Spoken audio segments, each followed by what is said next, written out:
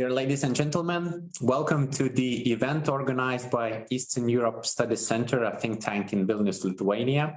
And today's topic of our webinar is politics of post-Brexit, the United Kingdom, the European Union, and Lithuania.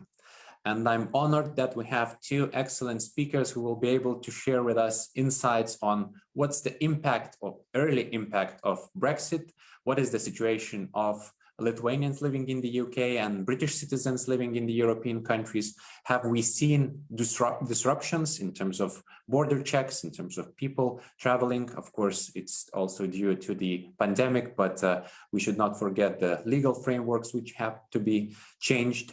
And also, obviously, the bilateral relationship between the United Kingdom and Lithuania.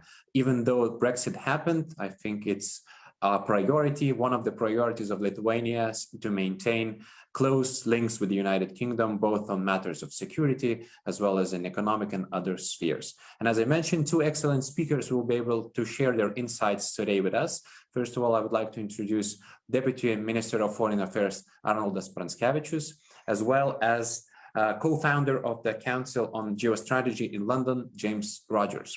So I have asked each of the speakers to make introductory remarks, after which we will have a discussion. So those who are watching us online, either on Zoom or on Facebook, please be active. You can ask your questions by using the chat box option below on your Zoom or using comments on Facebook. We will try to respond to at least some of your questions during the discussion. As I mentioned, please, Deputy Minister of Foreign Affairs, Arnoldas Pranckevičius, begin the discussion. Thank you for being with us. Thank you so much. Thank you, Linas. Thank you for organizing the discussion and for the invitation. And greetings to James. I am looking forward very much to a great discussion also with all the viewers and listeners.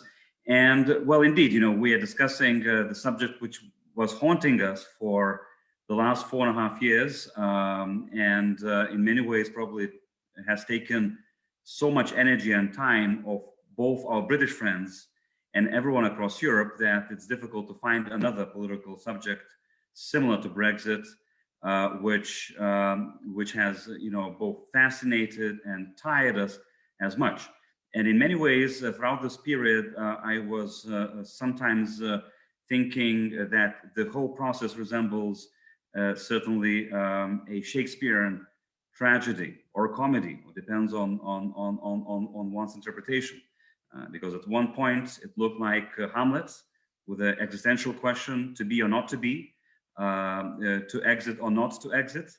At some point we were all plunged in the play The Tempest, in a perfect storm where it was very difficult to predict what will happen, especially in the domestic political scene in Britain, which was extremely dynamic and changing extremely fast. And at some points, it resembled another wonderful play of William Shakespeare, Much Ado About Nothing.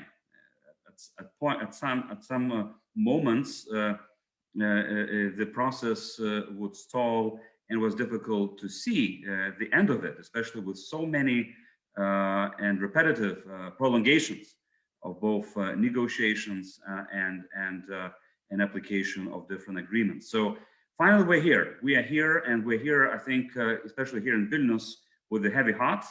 You know, impossible not to conceal that many Lithuanians are very sad that the UK has left the European Union.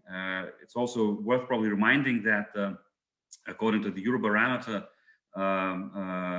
surveys, Lithuanians always were topping the list of EU member states in terms of being the most disappointed and the most sad about the results of the 2016 referendum. That means that, you know, we see the UK as extremely important friend, a very important strategic ally, and its departure from the European Union for many Lithuanians also means, you know, a weakening of our common project and losing a very, very important partner on so many questions, from enlargement to security to defense to transatlantic relationship to energy security, to fight against disinformation, etc. However, of course, you know, this January brought a bit of a clarity, and we are all relieved across Europe, I'm sure across, you know, both sides of the channel, that the agreement was reached the last minutes before Christmas. And many of us, while preparing Christmas Eve dinner were at the same time tuning in to the press conferences of both Boris Johnson and Ursula von der Leyen when they were announcing the results of negotiations finished on the trade and cooperation agreement between the EU and UK. And whatever you think about it, any agreement, of course, is a compromise, and none of them can be perfect. But it is quite a good balanced solution for both sides.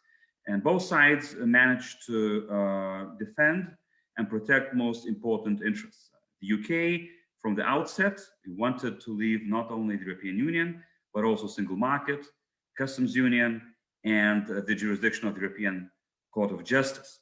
It did exactly that with this agreement. The European Union, on its side, wanted to protect the integrity of internal market, the integrity of all freedoms of movement. It also wanted to protect the interests of Ireland and safeguard the Good Friday agreements and avoid a physical border between Northern Ireland and Ireland. And all of those also objectives were maintained in the agreement. So, in fact, it does hit this golden ground, middle ground between the two expectations, and makes us all live in a much more predictable world, starting January the 1st, where, of course, there are some negative consequences, but there are also some things which are good for our businesses and companies. You know, what has changed? Of course, the most important change is that the freedom of movement has ceased to exist.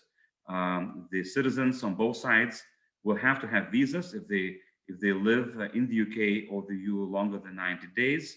We will have to have work visas. We will have to have student visas, and this is a different world. What also has changed is that, you know, there is no more freedom of movement for goods. Yes, we have a very good trade agreement, which is deep and far-reaching. We have reached the agreement of zero quotas and zero tariffs. That's a great achievement. But still, the departure of the UK from the EU means that there will be checks, and there are checks at the border. And of course, there are many more additional hurdles for the businesses to do trade. And finally, you know, another negative, perhaps, impact of the departure that the agreement doesn't cover is, of course, no more freedom of services. And the services sector is not covered by the agreement. Neither is covered foreign policy, defense, and security, which are so important, say, for Lithuania. So we have this rather mixed picture, but at the same time, a very important, I think, departure on which we can build strong relationship with the United Kingdom in the future, and try to see where are the areas where we can still maintain very strong friendship. Thank you, Deputy Minister, for this optimistic note. James, Vilnius calling. Thank you, and greetings from London. Thank you, Linas, for inviting me to speak, and greetings, Arnoldas. I agree, I think, with almost everything that you said there. I mean, most of it is simply, you know, issues of fact. Therefore, I will not go over those issues again or provide a British perspective, because I think I agree with many of them. I particularly think that your analysis of the situation between 2016 and 2019 in the UK was correct. I mean, it was an interesting period, to say the least. I work very close to the Houses of Parliament in London, and almost every day it felt like there was a carnival going on outside the gates on Parliament Square, with all sorts of people wearing all sorts of funny costumes, protesting or supporting the government's proposals and decisions. But of course, that government didn't have a majority, and it only had a confidence and supply agreement with a party in Northern Ireland, which meant that it was extremely unstable, and the divisions in the country and in Parliament meant that it was very difficult to get anything done. But of course, that changed in 2019 when Boris Johnson came to power in the general election in December and secured a large majority, one of the first, very large majority, in fact, one of the largest since the 1990s or the 2000s under the administrations of Tony Blair. So that has given a degree of certainty back to British politics that will probably last for some years to come. But of course, very soon after that occurred, we we were hit by the COVID-19 situation. So I would say it's still quite too soon to try and understand how Brexit is actually affecting the UK economy, for the simple reason that the economy has been significantly depressed by the consequences of COVID-19, which I will remind you has hit the UK, a very densely populated country, particularly hard. There have been now 119,000 deaths that have been recorded, not necessarily due to COVID, but because people had COVID, and that's one of the highest in the world, even though recently we've had some success with our vaccine rollout. So I thought I would spend the majority of my time speaking about where I think the consequences of Brexit may play out for UK-Lithuania relations, and then maybe to look a little bit at the issues that could be expanded on, or the areas of cooperation that could be expanded on in the future. Now, Arnoldas gave a fairly negative interpretation from a Lithuanian perspective about how negative Brexit will be, and I can fully understand that. The UK and Lithuania, as with many countries in the wider Baltic region, have close relations and often are aligned on very many different issues, from economic issues to foreign and defence policy issues. And maybe in that sense, Brexit has had some positive implications for Lithuania, not necessarily in the fact that the UK has left the EU, but rather the domestic political scene in London that has changed, that I just identified. Because remember, just before, well, during and after Brexit, a government, the opposition party that came to power, the opposition leader, was in a rather unique situation insofar as his support for NATO and for Britain's nuclear weapons system seemed, let's say, lukewarm and sometimes even questionable. And I should imagine that had that leader came to power in a future general election, had Brexit and all the internal consequences not occurred, then the situation could be quite severe for Britain's role in NATO and Britain's role more generally. So the domestic political scene, at least, I think, in Britain has produced a government that is much more pro-NATO and very much more pro providing the means to uphold the alliance and uphold European security in general. Remember, a few months ago that Boris Johnson's government announced very large increases in British defence spending, which means that by 2025, Britain's defence budget will be some £7 billion higher than it was otherwise going to be. And those resources will provide for upholding the defence of Europe, not only in Europe, but also more broadly as well. And we'll come to that in a moment. So in that sense, I think there are some positive consequences to Brexit, and we'll see how they play out in the years ahead. And this brings me then to the areas of cooperation where I think there could be some expansion in the future as well. Now, Arnoldas said, and I think this is completely right, that Britain and Lithuania are on the same page on many different issues of foreign and defence policy, particularly in relation to NATO, in relation to Russia, and in relation to the primacy of NATO as Europe's final guarantor of defence. Now, the British government has been undertaking, you might have heard of it, a so-called integrated strategic review, which is going to be the most broad and deep overview of Britain's defence and foreign policy posture since the Cold War. And of course, insofar as Britain has left the EU, that becomes increasingly necessary. But it would probably be necessary anyway, insofar as the geopolitical situation is changing with the rise of China and the increase of Russian revisionist activity in the Black Sea region and, of course, in the Middle East, but also the consistent challenge to the Baltic region as well. So this integrated review is due to be published next month, and it is likely to recommend what is being called a tilt to the Indo-Pacific region. Now, that doesn't necessarily mean that Britain is going to pivot away from Europe, because Europe is still central to Britain's foreign policy and defence policy ambitions, and Britain will remain very deeply connected to NATO. So don't imagine it to be a kind of a pivot in the same way that the US talked about some years ago. It's rather going to be something of an increased focus on the Indo-Pacific, but without, hopefully, losing the focus on the Euro-Atlantic region as well. And particularly given, I think, in London, it's becoming increasingly apparent that the two regions are entwined with one another insofar as China's Belt and Road initiatives and geostrategic ambitions are pushing it westwards across Eurasia, into the Middle East, into the Mediterranean, and of course into Europe as well. So in that sense, I think there is a lot for Britain and Lithuania to cooperate on. One thing I will point out is I think that the UK will be not particularly interested in formal structured cooperation with the EU in terms of the common foreign and security policy and the common security and defence policy. There will be, of course, domestic political opposition to that insofar as Brexit has occurred, and the ruling Conservative Party does not seem to be particularly fond on the idea.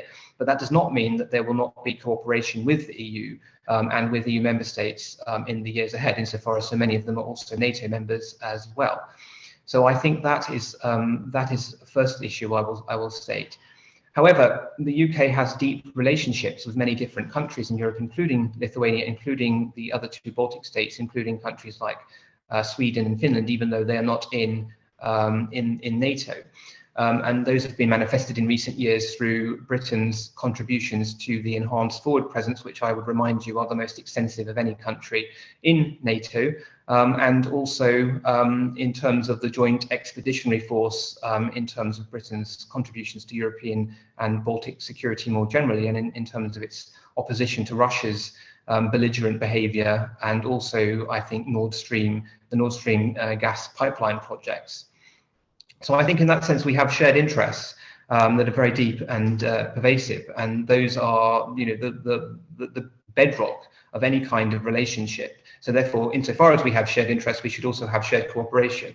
And that brings me to the final areas of my few comments, and as I think that there is no limit really to how far this cooperation can go, given those shared interests. So it would be very good to see enhanced British cooperation with Lithuania, the other Baltic states, and the wider Baltic region, including the Scandinavian region, in the years ahead. And I think this will be further amplified by the growing consensus on the challenge that China poses, both economically and strategically, to the European region, as it expands over Eurasia and becomes increasingly a global economic and military power. And therefore, not only are we challenged by Russia, not only do we share interests there, but we also share, I think, increasingly interests on China too. So therefore, despite Brexit, despite COVID-19, the future could be quite fruitful in sense of cooperation. Thank you, James. Mr. Deputy Minister, would you like maybe to add something to what James mentioned? Well, indeed. I mean, I also subscribe to many observations, and it's very, very true that especially the current challenges in the world only provide, you know, ample of opportunities to cooperate more.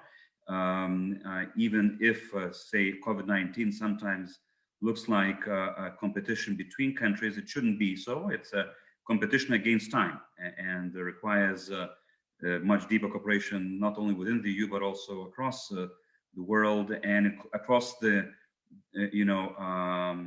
democratic world, where we have an additional responsibility to share the vaccines with the rest, especially as we look towards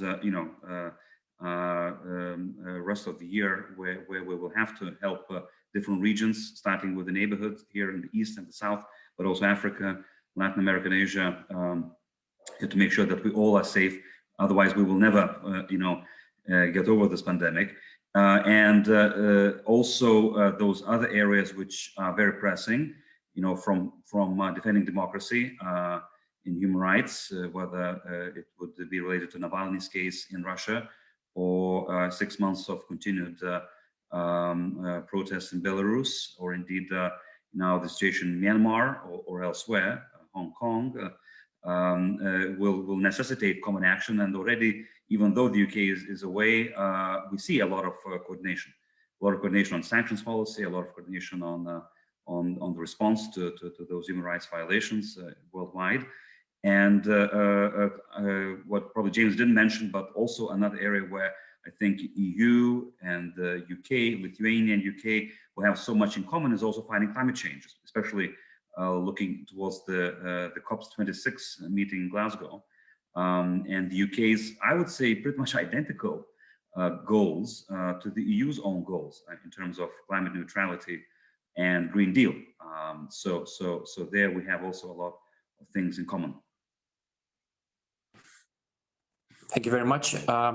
I'm encouraging those who are attending the meeting or the webinar to participate actively, ask questions or make remarks.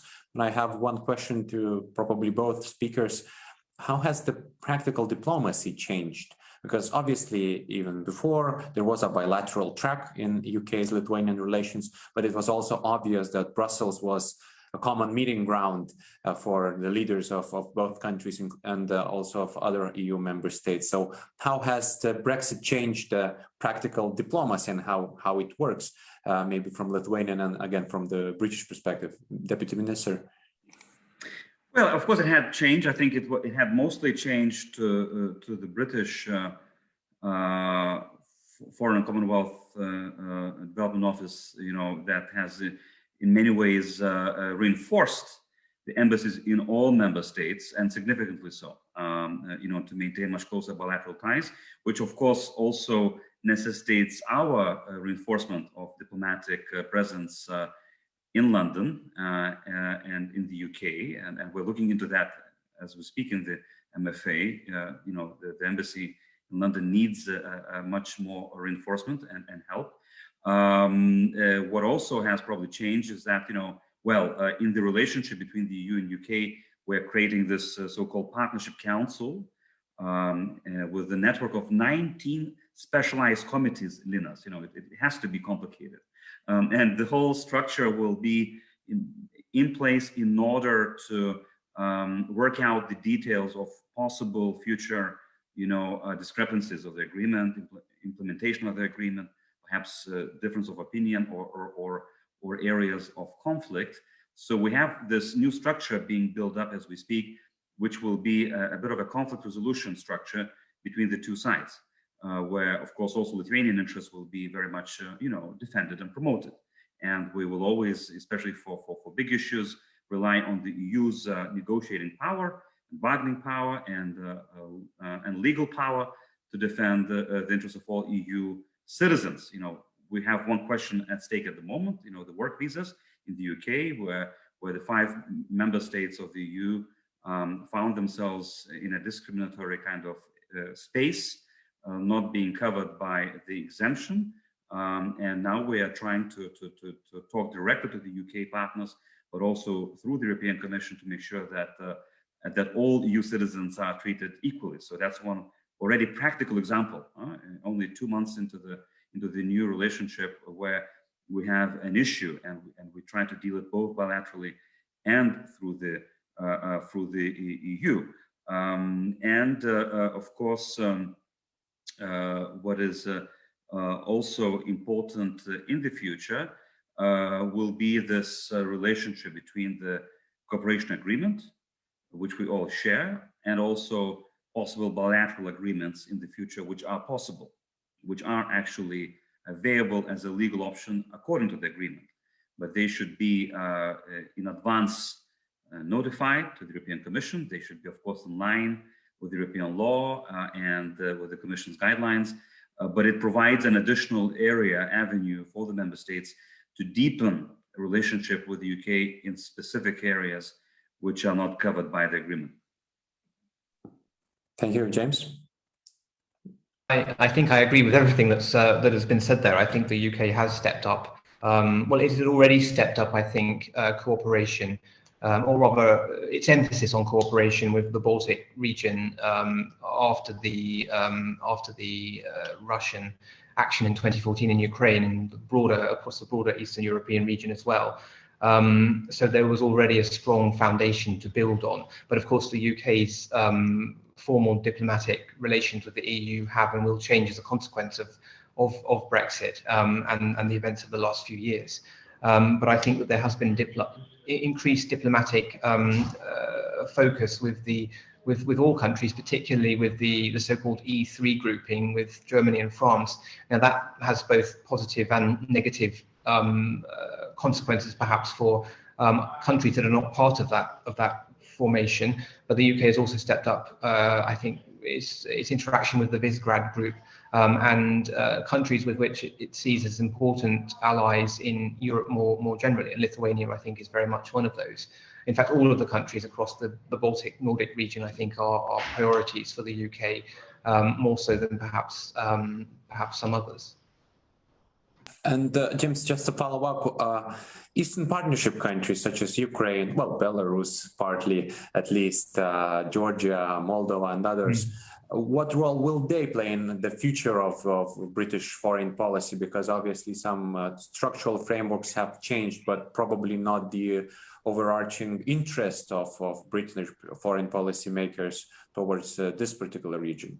Yes, absolutely, Linas. I think that, I mean, I don't want to preempt the integrated review, but I should anticipate that the UK will focus or continue its focus or even emphasize it greater on those regions, because, or on those countries, particularly Ukraine, where it's had a very active posture in terms of assisting the Ukrainian military in training and so on and so forth, but also the diplomatic support that Britain has provided for Ukraine, but also other countries in the Black Sea region in recent years, because it sees or it understands the challenge that Russia poses to their sovereignty, to their cohesion, to their continued way of life.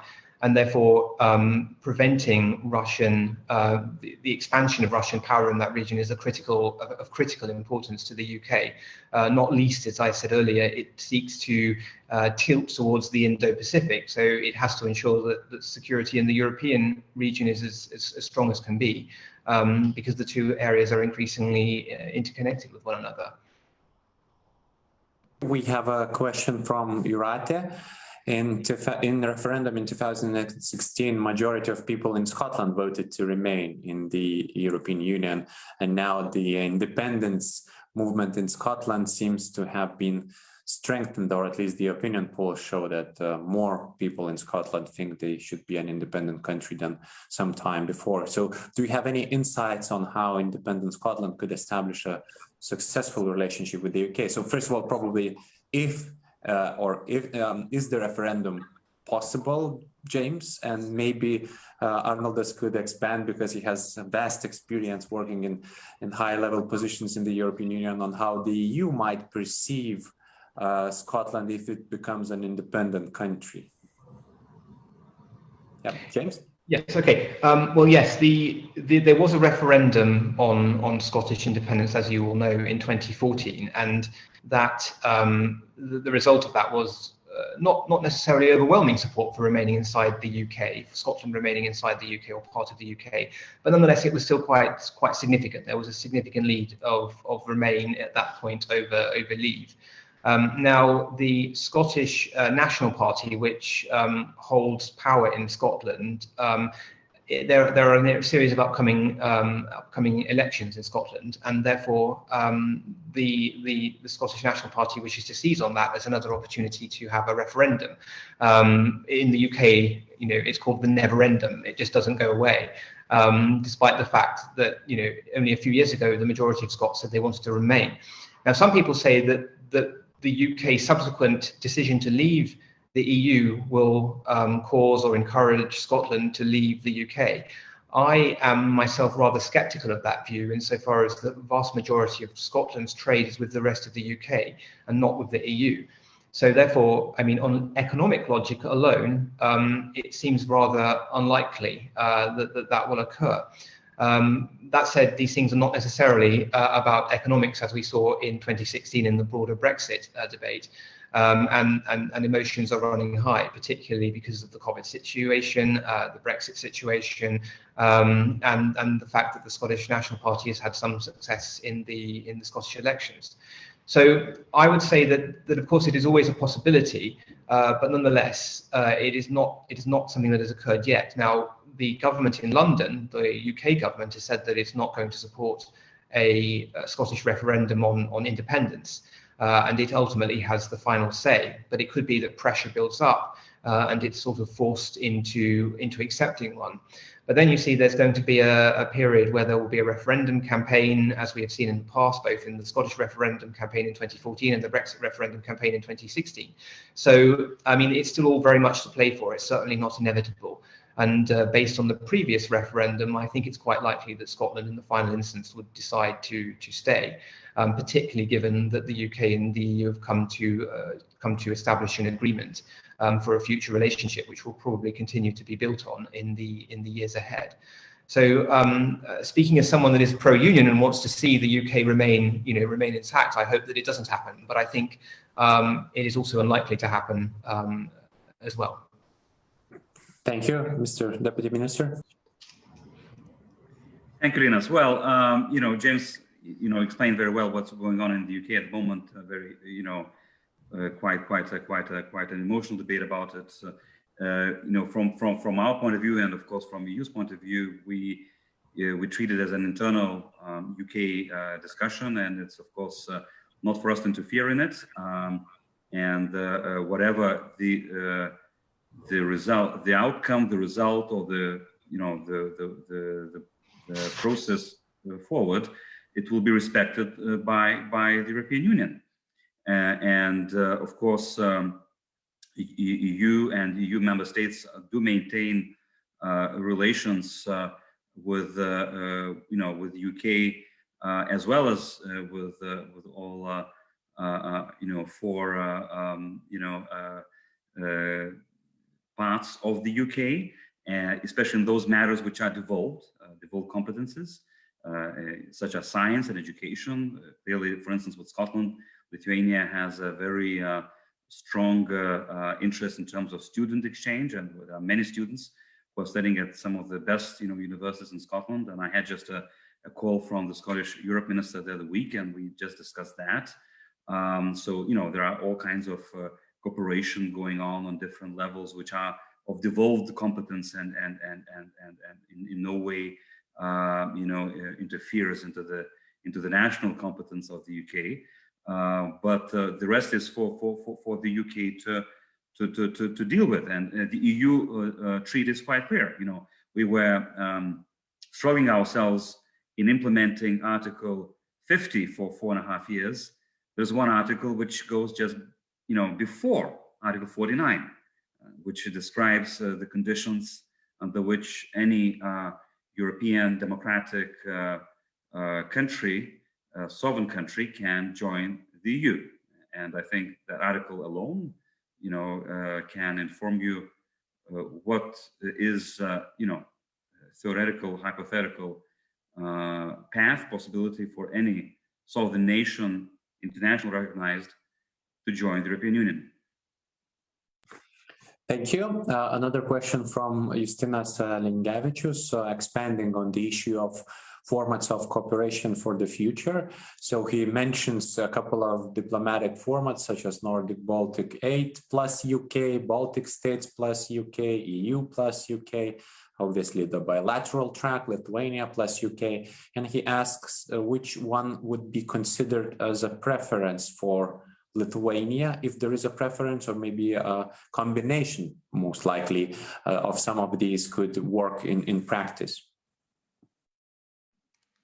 Well, very, very quickly, of course, the preference is our bilateral relationship, to have a strong as possible Lithuania-UK relationship, but understanding that UK is a global power and then a very important player with a limited resource in terms of time and availability of its leaders. We also very much enjoy all other formats, whether it would be the 3 Baltic states together with UK, and in fact, we are just approaching the meeting of this sort of 3 Baltic states foreign ministers with the UK's foreign secretary on March 10th in Tallinn, or indeed the Nordic-Baltic grouping meeting with the UK, which also has additional interest to us, as there are questions related to energy, to security, to climate, and whatnot, where we can all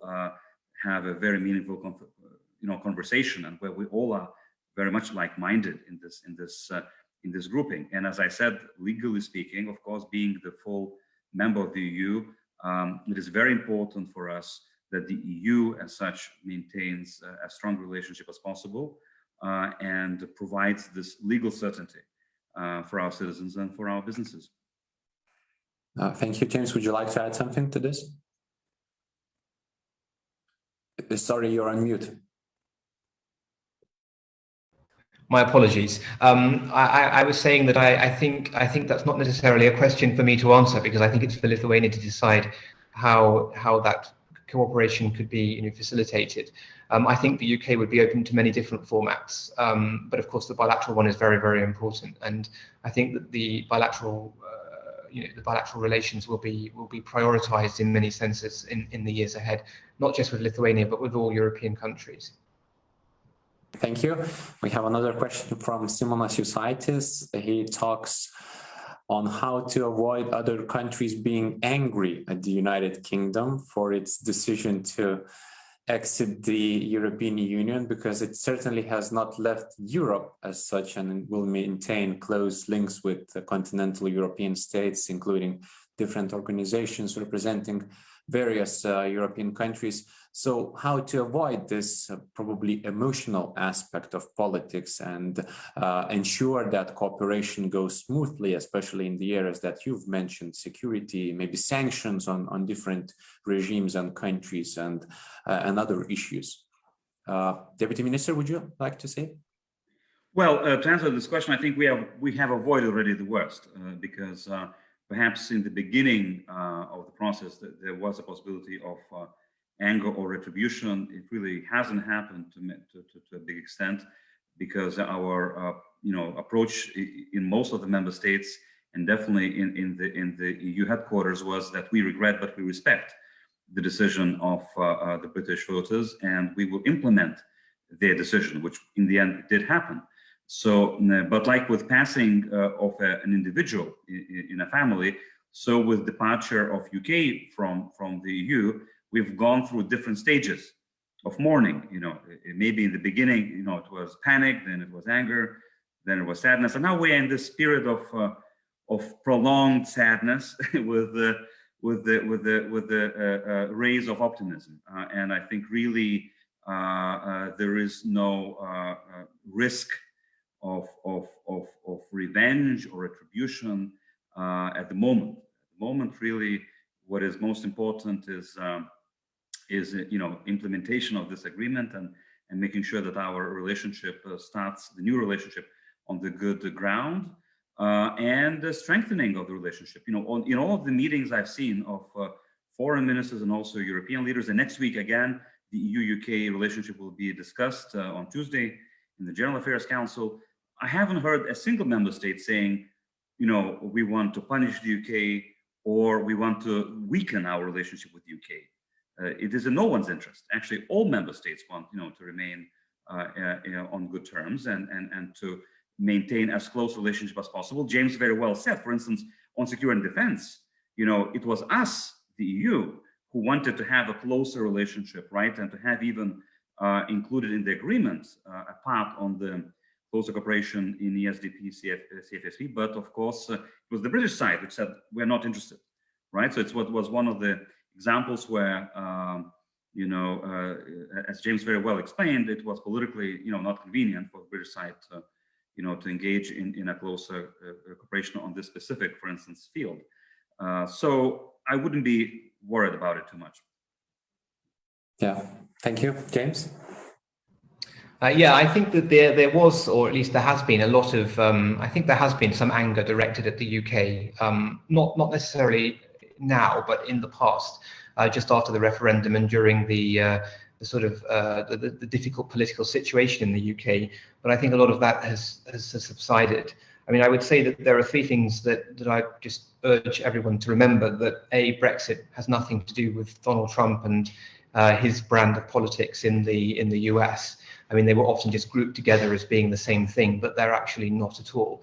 As you're all well aware, there has been a long-running dislike, shall we say, among large sectors of the UK population to be part of the European Union for whatever reason. And this is about issues relating to sovereignty and democratic control and where people believe power should lie. And some of those, those issues are sometimes over-exaggerated or misunderstood, but nonetheless, that's the perception in this country. And I think it should be respected. The next thing I would like to say is that Britain hasn't changed. Essentially, it hasn't become, a racist, unpleasant country. I understand that there have been some problems, as there are in all countries, relating to issues related to migration and so on, particularly in the aftermath of the 2016 vote. But the UK still continues to receive large numbers of migrants, and those are generally very well integrated into our broader society. And the last thing I would say is, maybe, and I think this has perhaps become increasingly apparent, don't necessarily listen to those who have been saying things like Britain will rejoin the EU or Brexit isn't going to happen, because it has happened. And even though I supported remaining inside the EU at the time, I realised very quickly that that was not going to happen, and therefore there is no point crying over spilt milk. We need to move on and develop a new relationship, and that's what we've been trying to do. So I'd urge any remaining anger to subside, because the UK is a European country. Despite not being in the EU, it will continue to play a disproportionate role, I think, in upholding the defence of Europe. It's recommitted to that again and again over the last few years. And the relationships bilaterally with European countries, with the EU in a new format, and of course with NATO, will continue to develop and multiply. Thank you. We have another anonymous question, probably more to James. Do you see any realistic possibility of the UK returning to the EU sometime in the future? Well, never say never. That's the one thing that you should think of, because 20 years ago people were saying that Britain would never leave the EU. But the politics changes, the situation changes. We're living in a very, let's say, unpredictable and volatile period at the moment, more broadly in the geopolitical sense, with, as we said earlier, the rise of China and its revisionist activities, Russia's aggression in Eastern Europe, in the Baltic and in the Black Sea regions, and of course in the Middle East. So there are a number of background factors that we need to think about. But I can't imagine that anytime soon, let's say within at least the next 10 to 15 years, that Britain is going to seek to rejoin the EU, not least because of the bruising experience of leaving, but also because I think both the EU and the UK to some extent are going to change. The EU, of course, is going to change, but the UK perhaps will also change as its population becomes broader and more diverse, and as it focuses on other areas which it has long-standing relationships with, whether those being countries within the so-called sort of English-speaking world, or what's called here the Anglosphere, countries with which the UK has deep relations already with. And there are 1.2 million British people living in Australia at the moment, more than the rest of the EU put together, I think. So that those kinds of things are also in play. In the longer run, it's hard to predict, but I think that it's also unlikely, particularly given that the UK would probably be asked to join things like the Euro if it were to rejoin, and that's something that's deeply unpopular, not only in England, but also if you look at opinion polls in countries in other parts of the UK, including Wales, Scotland, and even Northern Ireland. So I think that's an unlikely thing, and we shouldn't really focus too much on that for the time being. Thank you. Another question, unless the Deputy Minister would like. Okay. Another question is on immigration. Of course, it was one of the factors during the Brexit referendum, or one of the reasons why at least some of the people that voted to leave decided to do so. So the question is, how do you see Brexit affecting immigration trends to Britain, I suppose, long term, especially regarding Lithuania and the Eastern European region? So maybe Deputy Minister, would you like to elaborate on that? A very good question, because indeed immigration was one of the key questions, in the Brexit referendum, and therefore the result of this trade and cooperation agreement is such that, as I mentioned in the beginning, the freedom of movement as such ceased to exist, and this was the demand of the British government in implementing the Brexit referendum decision. But the good thing is that we managed to, to still keep some, some benefits for the citizens on both sides. As I mentioned, for all short-term stays until 90 days, you don't need a visa. neither in the EU nor in the UK, if you come for tourism reasons. But if you come, for instance, for work reasons or students reasons, you will need visas, right, on both sides. So that, of course, will impact quite dramatically the flows and I would say also the trends, not only for work, but also for study. Lithuanians have been really preferring the UK in Europe as #1 location for university studies. That probably will change because not only you will necessitate a student visa, but also the fees will increase substantially as Lithuanians will no longer benefit from the same treatment. What we're thankful for that, the UK government has in many ways implemented the withdrawal agreement requirements in allowing the people who are already in the UK to enjoy full benefits through the settled or pre-settled status. And according to our current information, about 200,000 Lithuanians have registered for the settled and pre-settled status. So they will enjoy all the rights that they had before Brexit. And of course, will keep social benefits and pension rights and other social guarantees. All the people who will come after, of course, will be already subject to the new requirements as I've mentioned. But what will be the exact impact on the UK, I am not aware. Maybe James is aware of any studies that are already done or trying to predict the situation. Thank you, James. Yeah, sure. Well, I think the issue of migration has been a running issue in British politics for many years. Now, as you know, the UK is a very densely populated, or at least England is a very densely populated area of the UK, where the majority of the population lives. Now, when I was born in 1981, the population of the UK was 56 million people. Today, it's 68 million people. It's been one of the one of the largest periods of sustained growth since the Industrial Revolution. And according to the latest statistics, the population could exceed 78 or even 80 million by the middle of the century. So the population of the UK is relatively unique in Europe insofar as it's been growing. Much of that has been through a relatively high fertility rate, but it's also been, if not predominantly, because of inward migration. Now, much of that has been from the EU and also from Poland and Lithuania in recent years, well, at least since the mid-2000s. But of course, as Brexit has taken hold, the number of people migrating into the UK from the EU has declined quite sharply. But the interesting thing is that migration hasn't ceased. It's actually accelerated from other parts of the world. So the migration from other parts of the world, not the EU, have actually now exceeded the rates of migration from the EU and in the high point in the last decade. So the population seems like it's going to continue to increase. Now, this has resulted, I think, in some domestic political pressures because this was not necessarily entirely foreseen. And it has led to some degree of not necessarily overcrowding, but you can certainly detect, that the roads and the railways are getting busier. Even when I learned to drive in, the late 1990s, the roads have become, I think, substantially more busy, and people can notice this, and they ask whether it's desirable in the longer term, particularly from certain social political groups.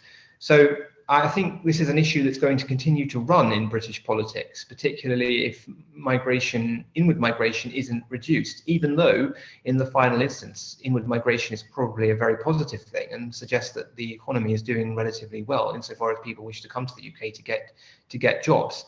But I think if you look at this also in the context of the EU situation, it was probably inevitable that the migration from other EU countries into the UK would decline in the longer term because those countries have become substantially wealthier over the last 10 to 15 years since they joined the EU, and it would have probably corrected itself.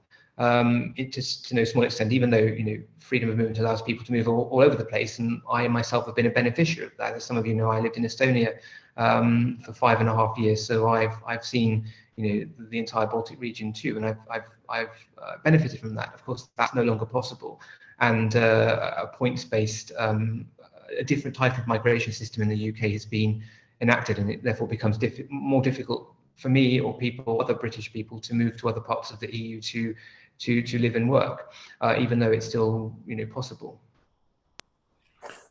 Well, thank you very much. We have a couple of more questions, so I would like to pose both of them to you, and maybe this is going to be the last aspect that we managed to discuss in this webinar. So the first question was to James. Why was defense and security not included in the Brexit deal between the UK and the EU, and why, which I think you have alluded to, there has not been a formal structural agreement made between the UK and European partners on defense and security following the Brexit vote?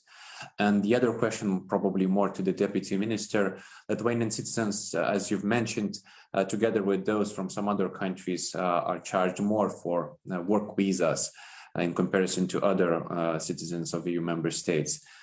So you mentioned that's a big issue for Lithuania, but how do you think to address it in the nearest future? So maybe James? Okay, thank you, Linas. Yes, that's an interesting question. I mean, I think there are, as I've alluded, I think, to some of those reasons already. The UK has always, in terms of security and defence cooperation, the UK has always prioritised NATO, and it's always been rather reluctant to empower the EU as a foreign policy and, well, particularly a defence and security policy actor.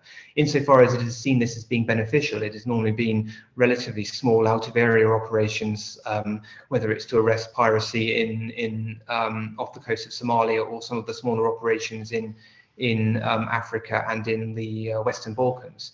So it's never been particularly fond of those. It's always seen NATO and the bilateral and multilateral relationships outside of the EU as being more important. I suppose that, to no small extent, is because the UK doesn't favour disempowering NATO. It wants to retain NATO as a centrality, the central point of European defence, because it draws in Canada and, of course, more importantly, the United States and all its vast military and industrial resources. So that's always there. That's the background to this. But more broadly, why hasn't the UK sought formalised cooperation with the EU? Well, I think there are two issues here. The first I mentioned already, that's domestic politics. It simply wouldn't be possible to do that at this time, even if the government wanted to do it. But I think the other point is that, and this is very important, the UK doesn't want to be, in a way, a supplicant to the common security and defence policy or other EU foreign policy initiatives. Of course, insofar as it's not a member state anymore, it wouldn't have any control over where those, over the decision-making process. And the UK is, remember, Europe's leading military power, Europe's largest defence budget. So it sees itself as having, a special role in this regard. And if it were to be just another so-called third country participating in EU defence cooperation, which would not necessarily be popular in the UK, I think that this would cause problems. So for the time being, at least, that seems to me to be very unlikely. Whether some arrangements could be made in the future, or whether it becomes an issue of necessity is an open question. But I think that draws us back to one of the previous questions that was asked about Britain rejoining the EU. In that sense, I think it's quite unlikely. Thank you, Deputy Minister, please. Thank you, Linas. Maybe I'll just add one sentence to what James said, that the cooperation in security and defence with the EU covers only a very small part of UK's defence cooperation with Europe, and especially in terms of Baltic states, the key defence cooperation happens through NATO format, and of course, as James has mentioned at the beginning, through the enhanced forward presence here, where the British are, very, very important part of the overall Baltic defense strategy. So even despite this agreement on the EU level, which of course we as Lithuania regret, we still have a very, very deep cooperation on defense through NATO. On the work visas, yes, I mean, it's a sensitive question, in fact, which became a surprise to all of us in January, not only to us here, but also to the UK colleagues. It was somehow not seen coming. And I will explain very quickly why the problem occurred. There are 5 member states: Lithuania, Romania, Bulgaria, Estonia, and Slovenia, which are now not covered by this work visa waiver of £55, as mentioned in the question, because they are signatories of 1996 Social Charter of the Council of Europe, rather than 1961 Social Charter of the Council of Europe, which the UK recognizes. So in fact, we've become, interestingly, a victim of signing a more modern treaty of Council of Europe, dealing with the social aspects of work, rather than the one that UK has applied in continuing this work visa waiver. So now what we're trying to convince our British partners that these two conventions are indeed interlinked, and this is being also told us by the lawyers of the Council of Europe, that they have definitely a link, and the countries that have ratified the newer, more modern version, should be treated the same as the ones who have ratified the older version. Secondly, of course, as I mentioned, this question of treating the EU as a whole, given that the EU citizens, benefit all of the same rights and privileges and benefits, both within the EU and in the context of the trade and cooperation agreement with the UK. So therefore, we now, work on both tracks with the UK colleagues, trying to see maybe they will try to adjust something, and at the same time, putting some very positive pressure on the European Commission to defend the interests of the citizens on behalf of the EU. The UK has told us that, and the ambassador of the UK here in Lithuania as well, with whom I talked, that the UK government is considering this question, that it is on the level of the cabinet of ministers. So it is treated very seriously, and at some point we should have a decision. And the EU is also informed. Vice President Maroš Šefčovič, who is now the man in charge of the implementation of the agreement with the UK, and Michel Barnier, who is not gone, who is also a special advisor to President von der Leyen on post-Brexit situation. They both were addressed by the 5 member states, by the ambassadors, and they have promised to bring this question on their table of talks with the UK.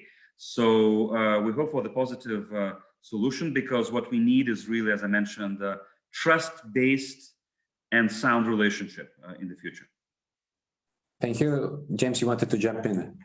Yeah, I just wanted to say one last thing, picking up on something that Arnoldas said, and that is, I just want to say that the question, going back to the question on formal cooperation with the EU, I just think that we need to sort of not focus on that as being the most important thing. I mean, to my mind, the most important thing that the UK has to sort of cooperate with Europe is through the enhanced forward presence, because this is in a way the greatest form of cooperation, because the UK is in effect, through the extension of its conventional forces to the Baltic region, whether it's the Eurofighters to Lithuania as part of the Baltic air policing mission, or the troop contributions to the enhanced forward presence in Estonia and in Poland. This is basically extending the impact of the UK strategic nuclear systems over the entire region, and the UK Prime Minister has said this several times. There is no greater form of cooperation than that. The rest, as far as I'm concerned, is sort of supplementary and less important. Thank you very much. Thank you, Mr. Deputy Minister Arnoldas Pranckevičius. Thank you, James Rogers, for participating today. It's certainly not the last discussion on European matters. That's a very important part of Eastern Europe Studies Center activities. So hopefully we'll see you both, and also those who have been watching us online, again in the nearest future. Thank you very much, and have a nice weekend all. Thank you.